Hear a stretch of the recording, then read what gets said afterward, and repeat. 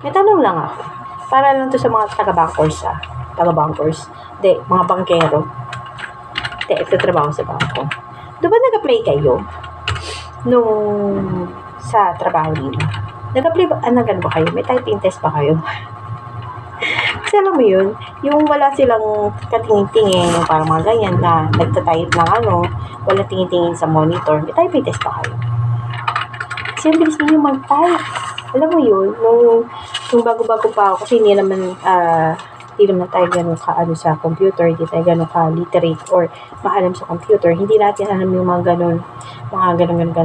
So, alam mo naman, basta na-miss lang ako yung mga taga-Taylor, taga-SSS dati noon.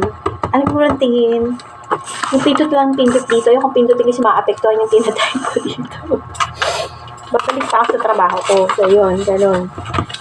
Undo kita yan. Ang baba kaya dati ng score ko doon, makaka-relate, yung mga dating mga kapanahunan ko, yung merong typing test na speed, na ilan yung pwede mo type, with the proper, hand positioning sa desk, sa keyboard. Alam niyo yun. Makaka-relate kayo doon.